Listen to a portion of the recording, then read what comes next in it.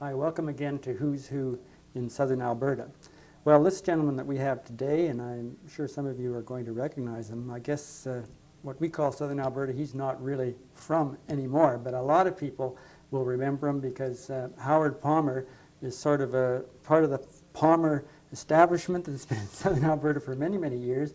And Howard, you've done exceedingly well in developing new historical perspectives on Alberta and Western Canada that you're going to talk about today, and I want to welcome you back to your old stomping ground, Lethbridge. Well, thank you very much, Bruce. This is where I first got interested in history, and this is where my career in history began. Could I ask you how you did get interested in history, since you and I both know in those days history was not a big thing? Well, I was a pre-med student in the early 60s, and I was spending my summers here in Lethbridge working at the research station. You know, I have a long family connection with the research station. My grandfather was the superintendent there in the late 40s and early 50s. And I just got more and more interested in the people I was working with. There were a lot of post-war immigrants, Polish displaced persons from various parts of Eastern Europe, and Mennonites, and I really didn't know much about the background of these people, and I began asking them and then tried to read something about them, and actually the whole ethnic diversity of Southern Alberta became something that really began to fascinate me. And when I discovered that there was so little to read about it, I decided that it was time that somebody did some research on it. And so I talked the Lethbridge Herald into doing a series of articles in the late 60s on ethnic groups in Southern Alberta, at a time when I didn't know anything about history or sociology or history of Southern Alberta, and all of these things came together and really sparked my interest and got me interested in a career in history. It's interesting that you should mention that series of articles. That was when, in the late 60s or early 60s that was published? Well, it was published in about 67, 68 during the summers. I essentially did it as a summer job, and then it was brought together as a book, Land of the Second Chance, right, which was the first book that I published. That's right, and I cut those articles out faithfully, and we still have them over at the center. They're getting awful torn and chopped up now. Well, people can get kind of a more updated version of them in Land of the Second Chance, which I think is still around, but I think more, perhaps more pertinently, a lot of the information on the history of immigration has been woven into this new book, Alberta: A New History, that has just been published by Haig Publishers. So now we're into the real glossy stuff, from newsprint to this. This is the new book that you've come down here, and of course this is what we want to talk about. And it weaves in a lot of the things that you first started thinking about then way back in the 50s, was it? When you were, when were you? Well, it would have been in the mid-60s when I was working at the research station just as a summer job, hoeing and spending my time chatting with all my fellow workers. In fact, I spent so much time chatting with my fellow workers that eventually they stuck me off in a corner of the field by myself because I don't think I was getting enough work done. It's interesting. All right, this is a book, and when I first heard about this book, and I've seen, you did a book on ethnic groups. Was it last year, the green one? I published another book in the mid-'80s called Peoples of Alberta, which is a group-by-group account of all of the ethnic groups in Alberta. I essentially took what I'd done in Southern Alberta and expanded it to the whole province. And in this book, what I've done is I've taken my interest in ethnic history, and ethnic history is now woven into the larger fabric of the history of the province, so that there is certainly material here on immigration and ethnicity, but it really begins with archaeology. It begins with Alberta 12,000 years ago, and then covers all the various stages of the history of the province, from the fur trade through the mounted police and the Indian treaties and the settlement patterns, and then the rise and fall of all of the various political parties that have made up Alberta. Plus, woven into this are all of the other themes in Alberta history of women and sports and popular culture and education. And this is really an attempt to synthesize all of the new research that's been coming out in the last few years on the history of the province. Now, one of the, I remember, I think it was Dr. Cousins talking at the Mounted Police Convention back in '74. I don't know if you were at that or not. It was in Lethbridge. But he mentioned that that most of the books that people read are not done by professors. They're done by non-academics. And of course, one of the ones that I remember best was McGregor, who I hear just passed away. And he did a history of Alberta. Now, his background, I think he was head of the power company or That's something. right. Well, he was an amateur historian, a very energetic and productive amateur historian. He wrote 20 books, mostly on the history of northern Alberta. Actually, this, to be honest, and I wouldn't confess this in Edmonton, but this has very much a southern Alberta slant. In fact, I had to rewrite the book in about the last 6 months because the publisher became aware that this was too much a history of southern Alberta.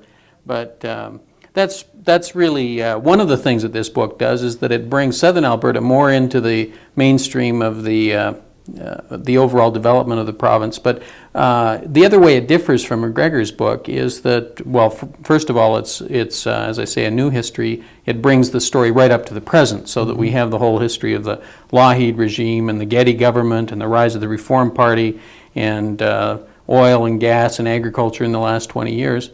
The other thing it has is there's been a lot of new research since McGregor's book was done in the early 70s. There's been all kinds of MA theses and articles in Alberta history and the kind of work that you've been doing.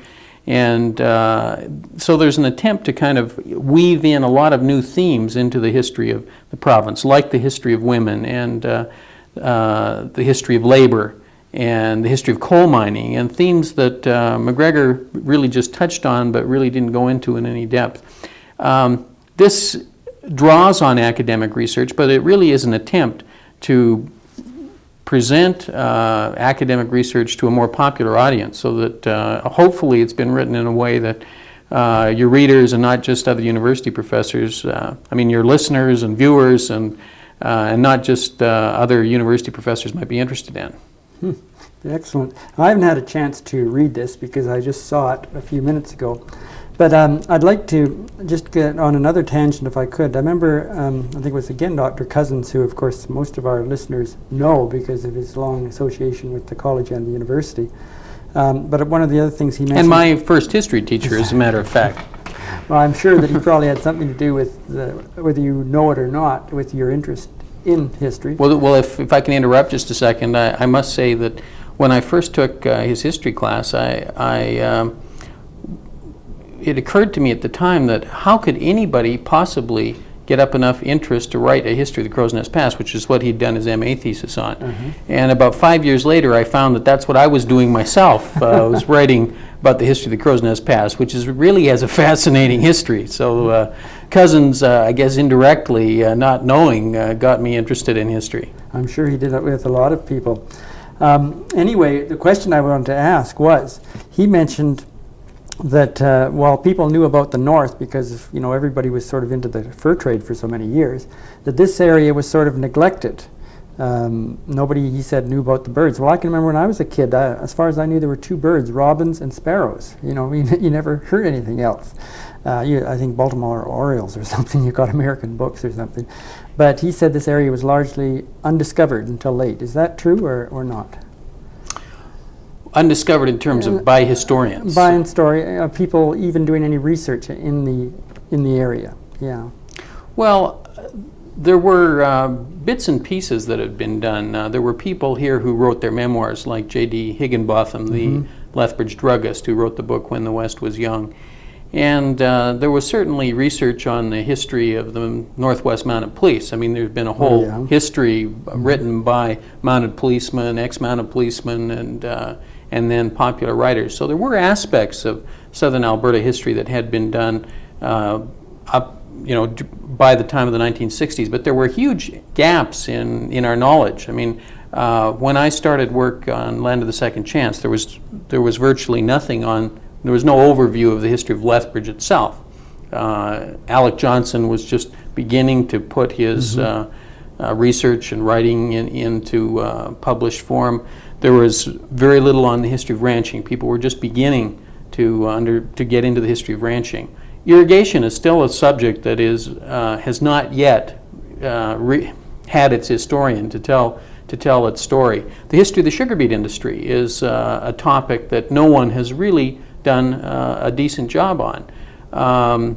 There's all kinds of topics on the history of Southern Alberta that still have. I mean, you've got.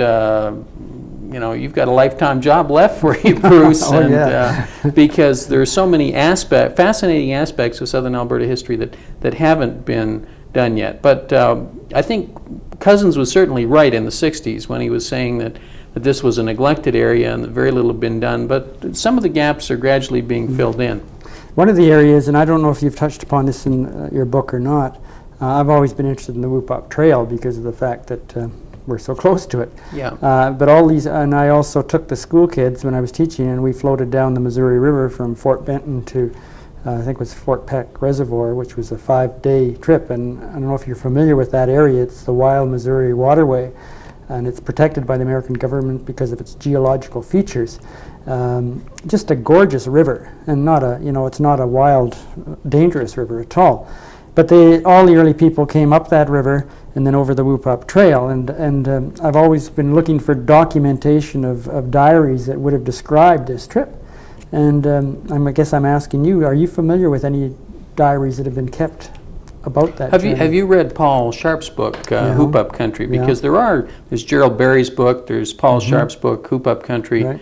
But I think on the subject of diaries and the Whoop-Up Trail, you've got me stumped, Bruce. Okay. Maybe I could ask you, have you found some interest? We did a little publicity a few years ago to see if we could uncover some stuff, and we never did it. I thought maybe there's stuff down in people's basements or something like that, but nothing. Well, it's far enough ago that the chances of finding stuff in people's basement going back to the Whoop-Up Trail is pretty unlikely. Although I think one of the things that I would emphasize to your viewers is that Southern Alberta does have a rich history that's often just been tossed out. When somebody dies. I mean, one of my grandfathers, for example, John Johansson, was a director of the UFA. He was on the hospital board in Cardston. He was one of the prominent farmers in the Wolford area. And when he died, I mean, they essentially tossed everything out. And now I'm interested in the history of the farm protest movement in the 1920s. And I would love to have gotten a hold of the records that he had and the correspondence that he had. I'm able to do it partly via memories of family members. But, there's probably a lot of your viewers who do have documents of historical value that ought to be in the either in the Galt archives or in the Glenbow archives in Calgary, because Southern Alberta has a rich history that ought to be preserved. Which question that always, I'm sure, comes up. Where do you draw the line? If everybody saved everything, you're going to have to build underground caves to store this, and how are you going to pay the people to go through it and do all this? When did they start the archives? That's why we have archivists, is that they're trained to be able to give people a better sense of what's important and what isn't important. And of course, we have you've got a good history department at the University of Lethbridge that people could consult as well. So what you're saying then is let the archivist decide. Don't you say, hey, Uncle Joe is nobody, I'm going to toss all my stuff out? Are you saying, talk to the people at the archives? I'd say that's very important, because who knows? There have been some very important figures in Southern Alberta history, people who are involved in the origins and development of the social credit movement. For example, one of the things that we were very lucky that was saved almost accidentally were the papers of two very important politicians in Southern Alberta, Solon Lowe and John Blackmore. And these were national leaders of the Social Credit Party, and their correspondence could have very easily just been thrown out, but luckily somebody convinced the family members that, this stuff ought to be preserved and is now in the Glenbow archives, and there are students and professors and other people who can go back time and again and look to see what was happening on the political scene with social credit in the 1930s and 40s and 50s, and there are all kinds of other topics that that people might get interested in eventually, so that before when somebody passes away, before everything is tossed, I think that it would be useful if people contacted Greg Ellis at the Galt Archives and talk to him about the material and whether it might be preserved.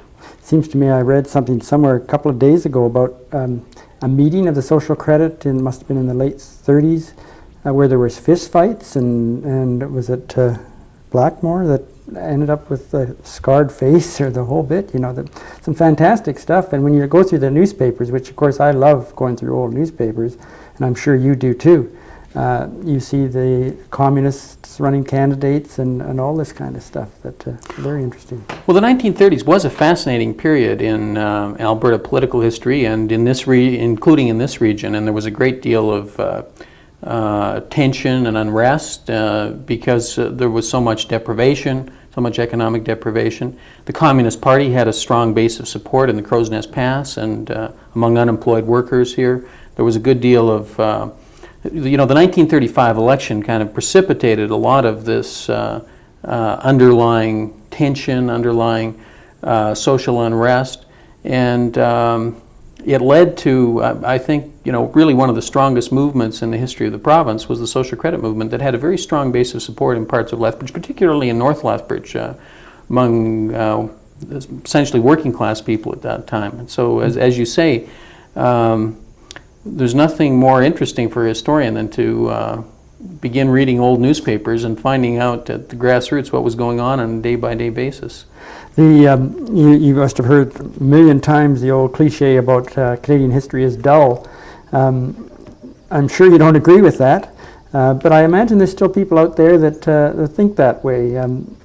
Well, let them buy this book and then come back and try to convince me of that, because Alberta history is fascinating.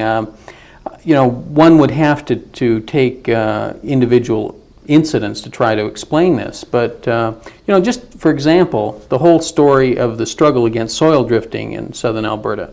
During the 1930s, as you know, this whole area was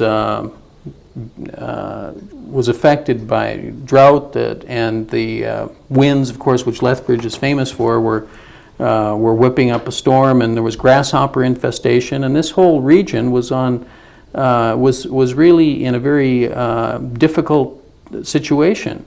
The topsoil was blowing away, and somebody needed to do something about it. And the whole story of the struggle of the men against the desert, of how the researchers at the Agricultural Research Station tried to come up with methods to fight soil drifting, whether it be strip farming and making use of the knowledge that had been gained by the Dutch farmers out at Nobleford, and my own grandfather's discovery of trash cover as a way of keeping the soil in place by leaving stubble on the ground, and then the discovery of the noble blade. I mean, Lethbridge was saved, the whole Lethbridge agricultural region was saved by this combination of agricultural experts working together with farmers to find new ways of fighting soil drifting, and that's of course an ongoing problem. And the researchers at the research station in Lethbridge, I'm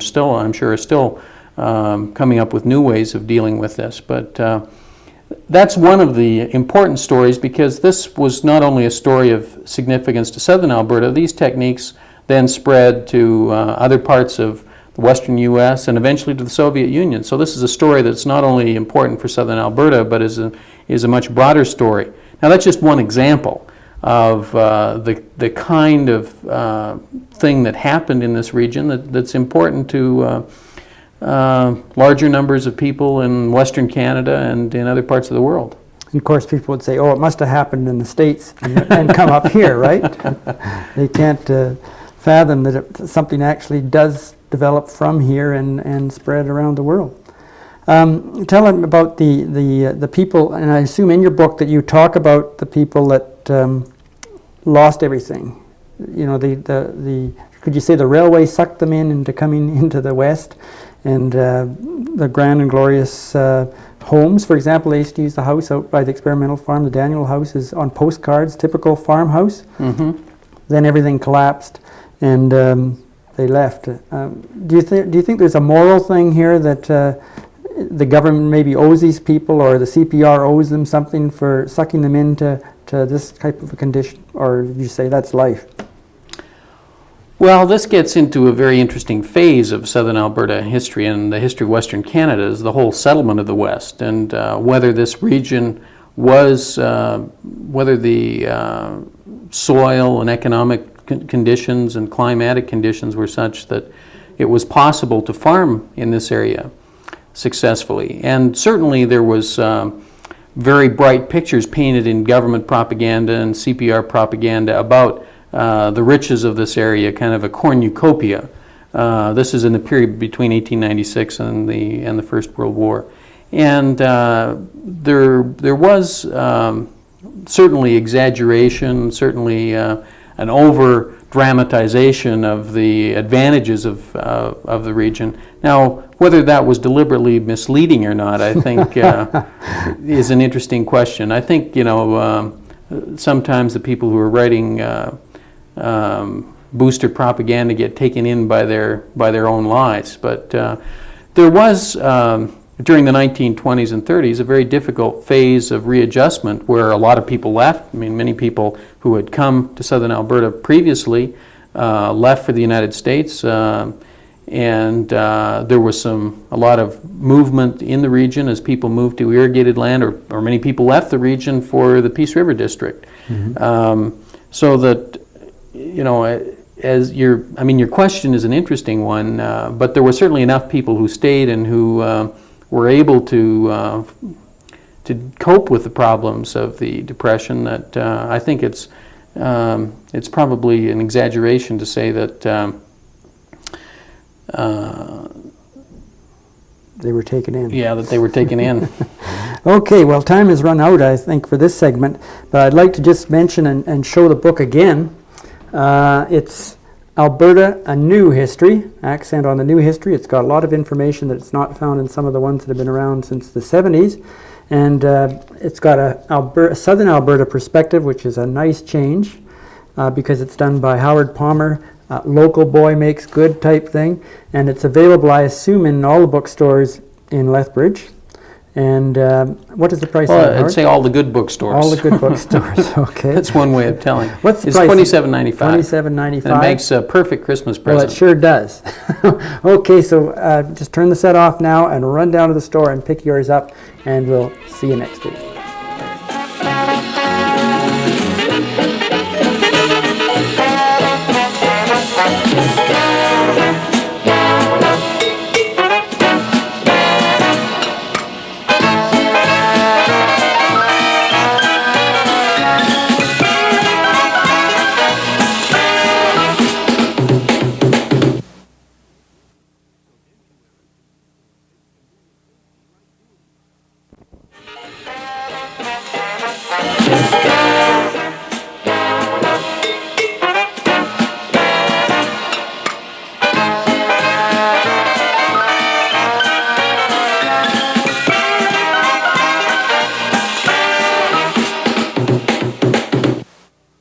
Hi, welcome again to Who's Who in Southern Alberta.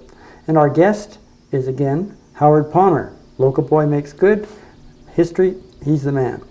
You think I'm the man? He's the man. Howard's the one that's done all the primary research on ethnic groups and how they contributed to Southern Alberta. And welcome again to the show, Howard. Thank you very much, Bruce. Some of the things that I wanted to talk to, and this is the second week that we've had Howard, and in case you wondered why he's here to flog a book, of course. That's the term that's used by people that have these fancy books that are sold mostly at Christmas time, because that's when most books are sold, and they go all across Canada, and they go to communities that they think will be interested in the book, and they talk about it, right? That's right. And here we're talking about, and I hope you have it on your screen there, the history, the new history of Alberta. Is that the That's right. It's called Alberta, A New History. So this, it gives an overall view of the whole province. Is that right? Well, there's an attempt to try to tell the whole story of the development of Alberta from 12,000 years ago when Native peoples first came, right up to the present, to Don Getty and the Reform Party. So that there's a very broad span of developments, and it tries to touch on virtually all of the major themes that people who've lived in Southern Alberta would be familiar with. The history of agriculture, the history of irrigation, the history of the sugar beet industry, the sports. I think actually almost every theme in the history of Southern Alberta is touched on in this book because, as we mentioned before, this is to some extent a book from a Southern Albertan's perspective, because everybody writes from their own perspective, and I run through all of the major themes in the history of Southern Alberta. I could give you some examples if you'd like. Okay, well, let me ask you about one. I've always been sort of interested in the story of the mounted police. And I think that the mounted police is sort of a Southern Alberta story that could be developed as tourism potential, because they're known all around the world. And also, and it's something I didn't know about, until I got into this, was the Mounties, when they came here, they left the force after 3 years, because many of them couldn't hack any more than that, and they went out and ranched and this type of thing. And they really became they looked upon themselves as the elite. Did they not? Well, that's right. They were certainly among kind of the founding fathers of Southern Alberta. Of course, there was ranches that were developed in the Pincher Creek region to supply hay for the fort at Fort Macleod, and they began ranches. There were a number of ex-mounted policemen who began ranching in the Pincher Creek area, and as you suggested, they were very important in the founding of the early communities of Southern Alberta. So the Northwest Mounted Police, well, actually there's kind of an interesting dichotomy here in that some of the old whiskey traders also became some of the founding fathers of Southern Alberta, like D.W. Davis, who had been one of the whiskey traders at Fort Hoopup. When the mounted police arrived, he was one of the people who was lying low and then went to work for the I.G. Baker Company, that had, in fact, earlier been behind the whiskey trade. And then this old whiskey trader ends up as the first member of Parliament for Alberta, from Southern Alberta. So that this D.W. Davis, the whiskey trader, was part of this early founding, one of the early founding fathers, along with the Mounties. So I guess he was an enterprising man, right? That's He right. got involved, whatever things were like. Local histories. I'd like to, as an academic, what do you think of local histories? Now, be careful what you say now. There's a lot of Well, in the past, professional historians tended to look at Canadian history purely from the standpoint of the national level. They looked at the political parties, they looked at the major economic developments, and local history was seen as kind of antiquarian, something that would be really of only interest to people in the region. If it was the history of Lethbridge, it would be of interest of only to people in Lethbridge. Well, that's changed, because there's been a growing interest in the common people. This is part of a larger trend in the historical profession, a trend towards social history, and a realization that history isn't made up just of a bunch of politicians in Ottawa, that history includes all of us, and that the history of a region like Southern Alberta or individual communities can be very important for understanding the whole. And there are now books, for example, there's a recent book that was written on the history of Vulcan and that area and how it was settled, and the kind of age structure of the people that came in, and the size of farms and the kinds of social institutions that they had, and what the frontier was like, based on detailed examination of the records of the local area and based on all kinds of interviews. This is a book done by Paul Voisey, who's now teaching at the University of Alberta. And this is a book that's attracted national attention. I mean, it's an award-winning book, and local history is becoming more and more of interest to professional academics. I'm teaching a course in local history beginning in January myself. In fact, after the show, I'm going to invite you to come up and talk about local history in Lethbridge, Bruce, because this is something that's becoming increasingly of interest, and some of the important award-winning books in the historical profession now are dealing with the local level, because that's really the way to tell us how we lived in the past. I mean, the whole history of coal mining in Lethbridge, who the miners were, where they were from, what their living conditions were like, what their homes were like, the strikes in the mines, and the kind of labor violence and the ethnic prejudice that existed in the mining camps. I mean, these are all an important part of the whole development of the history of Southern Alberta, and all of these aspects that you've been doing I think are really important if we're going to get a broader picture of the way this region developed, and that, after all, is what Canada is made up of, is all of the various regions. So that local history, I mean, to give you a very long answer, local history is important, and I'm delighted that people like yourself are doing it and encouraging interest in it. So you would say the same thing about oral history, which has been another controversial thing in the academic world, I believe, because nothing's documented. Old Sam says, well, I did this and did that, and he may not even remember what he did because it was 50 years ago. But how do you feel about the oral history? I think oral history is very important because there's all kinds of important developments in people's lives that aren't necessarily written down somewhere. Now, if you were going to make use of oral history, it's useful to compare it with other kinds of documentation. If you're studying a politician's life, you wouldn't want to just rely on what they say in terms of events. You're going to want to corroborate that with other individuals who were around at the time, so that you have ways of testing it with other people via oral history, but you can test it out with the newspaper accounts or with other kinds of documentation in the archives, and so that there are certainly ways of cross-checking with oral history, so that that's, testing reliability. Mm-hmm. I mean, memories are not infallible, but on the other hand, some memory is better than none at all. That's right. And it gives an interesting perspective to a lot of different things.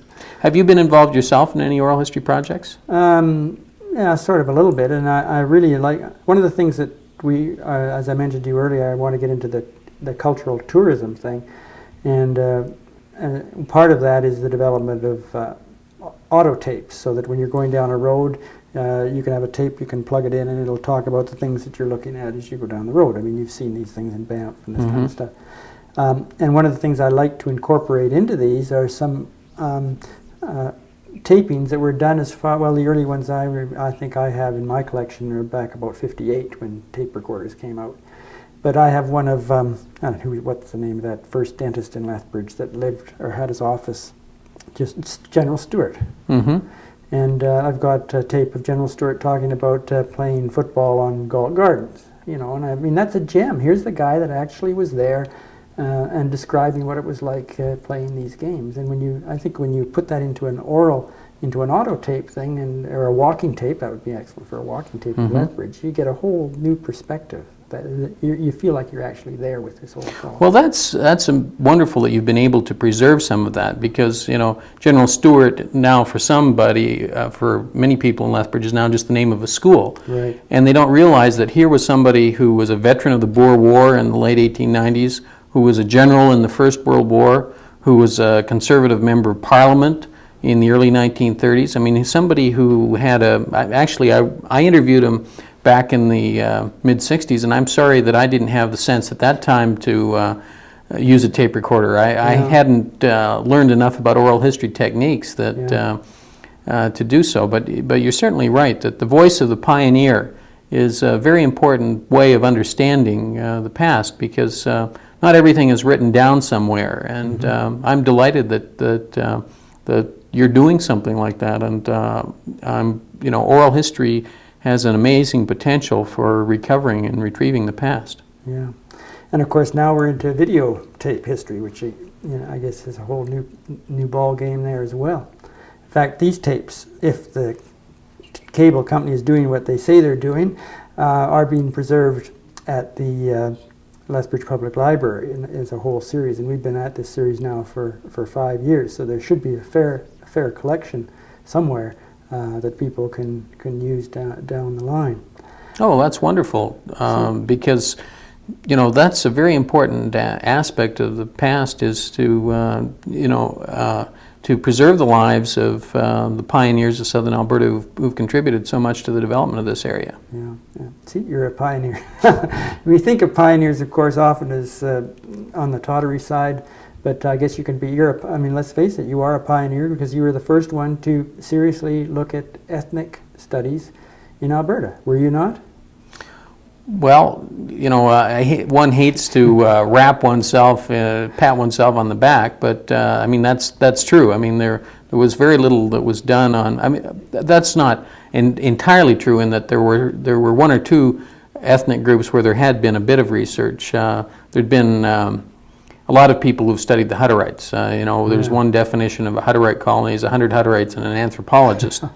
Is, you know, there'd been a fair bit of research on the Hutterites, but then there were a lot of other very important groups in the history of Southern Alberta: the Japanese, the Chinese, the Mormon settlements, the Mennonites, where there had been virtually nothing written on them before, and there's still a lot to be written on all these various groups. And I hope that some of my colleagues at the University of Lethbridge are encouraging their students to do some research on these various ethnic groups in Southern Alberta. I remember back in the it must have been late 60s, early 70s, before they changed the social studies curriculum.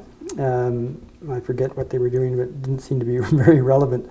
So whenever I got a hold of your book, Land of the Second Chance, and brought it in too, because it it pointed so much on the development of the Japanese and the Chinese and the discrimination that was around at that particular period of time. So as I mentioned last week, I have your material and it's pretty chopped up now. So I'm glad to hear that this Land of the Second Chance is still available, you think, or is well, as I say, a lot of that story is woven into this book. I mean, I tell the story in this book of the coming of the Japanese to Southern Alberta, of the kinds of prejudice and discrimination that existed against the Chinese, and I have quotes from the Lethbridge Herald showing some of that kind of discrimination. Actually, I mean, that's one of the sadder aspects. I mean, this book is not simply a book of the triumphs of struggles over adversity. You know, there have been some dark sides to Southern Alberta and to Alberta history of class and ethnic conflict. Here in Lethbridge, there were a variety of measures taken to restrict where Chinese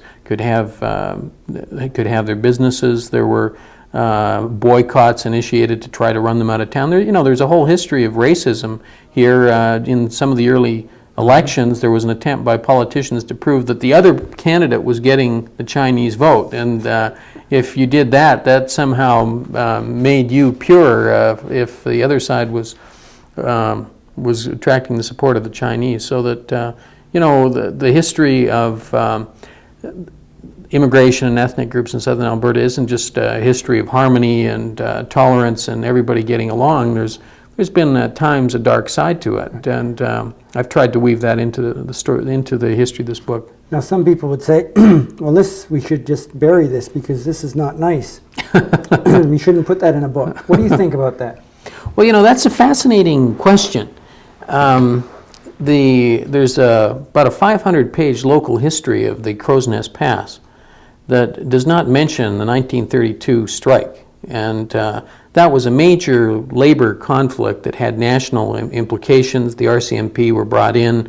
There was violence. There were all kinds of arrests.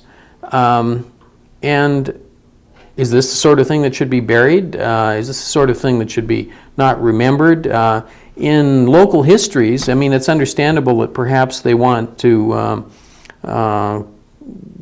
kind of bury some of this because the families are still in the community. But I think, on the other hand, it's maybe it's like going to a psychologist and trying to understand yourself. Mm-hmm. If you bury everything that is negative about yourself, you'll never really understand yourself. I mean, it's an important part of understanding who we are to face up to the realities that we have discovered that we've lived through in the past. And there's a lot of triumphs in the history of Southern Alberta and the history of agriculture in a variety of areas, but there's also a negative side. And what do you think, Bruce? Do you think we ought to bury everything negative that ever happened? No, I don't.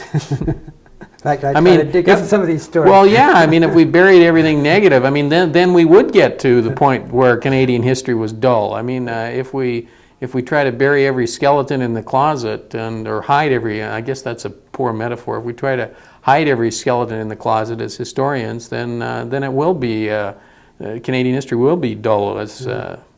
What about the compensation for groups such as the Japanese? Would you like to voice an opinion on whether you thought it was good that they should get financial compensation? Well, I think the whole range of experiences that the Japanese were faced with during the Second World War, of being uprooted, of losing their property, of being forced into almost slave labor conditions, you know, one could deal with this in terms of Southern Alberta or in Canada as a whole, of all the various steps that were taken against the Japanese. I mean, these were really unprecedented in Canadian history and extended far beyond anything that was ever meted out to any other group. And so I really believe that that they deserved some, first of all, an apology, and secondly, compensation. And in our society, one way of showing that there has been some damage is financial compensation. I would restrict it to the Japanese, though. I mean, there have been a lot of injustices done against other groups, and but I think that an attempt to try to say that this principle means that all groups who have experienced some injustice in the past ought to be compensated, I wouldn't go that far, because I think the range of measures taken against the Japanese was so extreme and was so extensive and hurt so many people that I think that in my own view, compensation was long overdue and justified. Okay, what about the fact that during the First World War, everybody was brainwashed into going off and fighting for the fatherland and all this sort of stuff? And, you know, again, a person could argue that they were hoodwinked, maybe. Should the individuals be, hey, why was my Uncle Charlie talked into this type of thing? Why don't we get compensation? I mean, that's well, I think there's a difference here in that the only people who were compensated among the Japanese were the people who experienced the relocation. I mean, they didn't go and give compensation to every single Japanese Canadian. Mm-hmm. You know, there have been a lot of injustices in the past, but the compensation to the Japanese Canadians was limited just to those people who had actually experienced it. So that, you know, there were other people who experienced injustice during the First World War. There's recently been an apology to Ukrainian Canadians who were interned during the First World War unjustly, but you know, there's none of them are still around, and so that I think that the compensation of Japanese Canadians was just, and I myself was very proud when I was in Japan last year at a conference on immigration to be able to say, after I had been discussing all of the prejudice and racism and discrimination that had been meted out to the Japanese over so many decades, to be able to say, but now, you know, we have done something about it. We've tried to make amends, and I think that certainly in terms of justice for the Japanese here, and also in terms of our self-image of who we are and the kind of image we wanted to project to the rest of the world, including to Japan, I think that was money well spent. Okay, that's what I wanted to hear. Now, some other things. Although some of your viewers may disagree, you know, that's... Well, I think some of the Japanese Canadians themselves disagree, you know, which is interesting, but I guess... Yeah, I know that there was a division of opinion within the community in that regard. I wanted to ask you also about academics who go popular, such as Suzuki, and I hear that, you know, some academics resent the fact that he does all these programs and so on. What are your feeling on that type of thing? I mean, in a way, you're sort of like that. Well, you're on both sides, are you not? One of the things that I hope that this book does is to try to make the kinds of research that academics are doing accessible to non-academics, so that that's always been the case in my own writing, as I hope that I've been able to write in a way that would be of at least some interest to non-academics.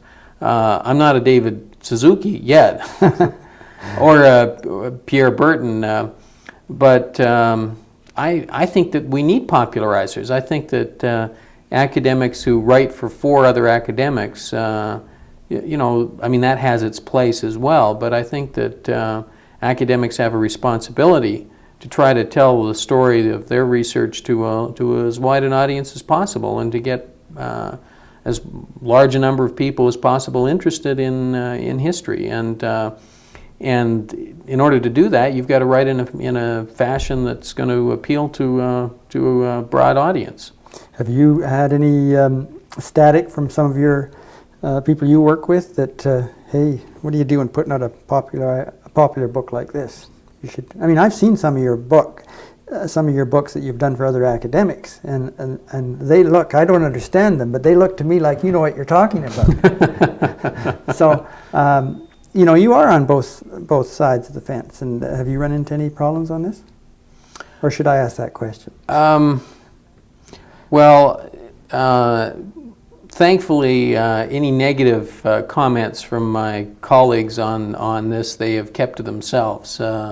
The fact that, well, I guess that's perhaps all I can say. I haven't run into any widespread flack, but you know, there are certainly historians who think that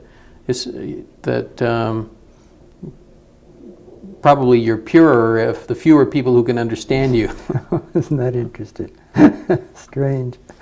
Pierre Berton. Everybody has a comment on Pierre Berton. I think he's a very good historian. I think that he's somebody who has taken important aspects of Canada's past, whether it be the Klondike, the settlement of the West, or the Great Depression, and has really brought them to life and made it possible for large numbers of people to learn about Canada's past. And I think he's gotten a lot of people interested in Canada's past. And I'm delighted that that's happened.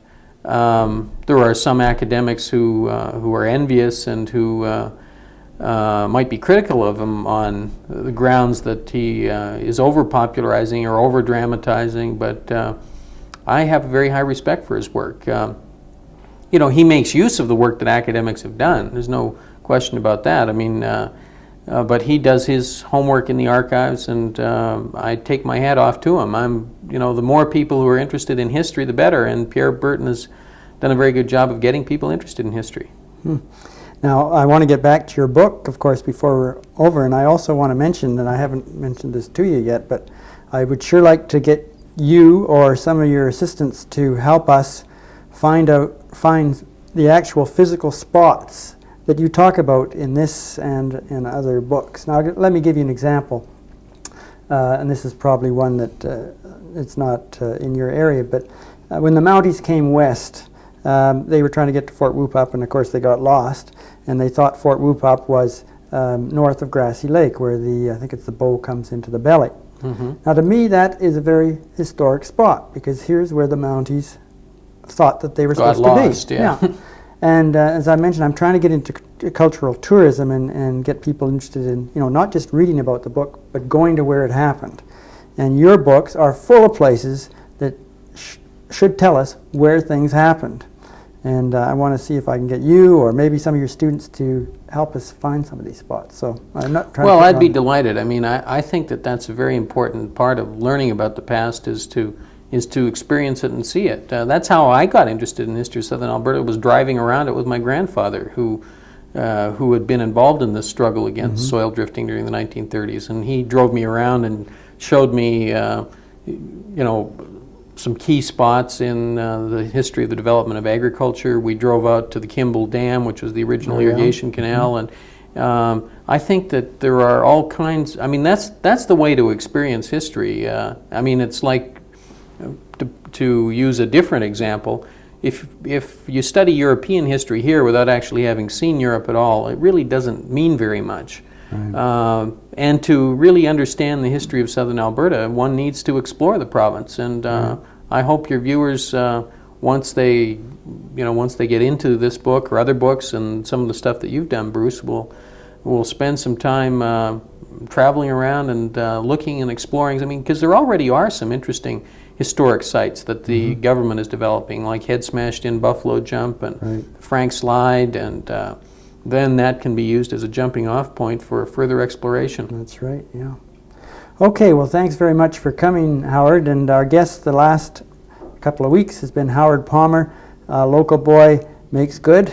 And he's here to show us his latest book. And I'm sure we're all going to just turn the set off right now and whip down to Maccabees, or one of the better bookstores in town, and pick up the book, which is how much again? $27.95. It's very cheap, and it's a perfect Christmas present. A perfect Christmas present. And we'll see you next week after you've read the book.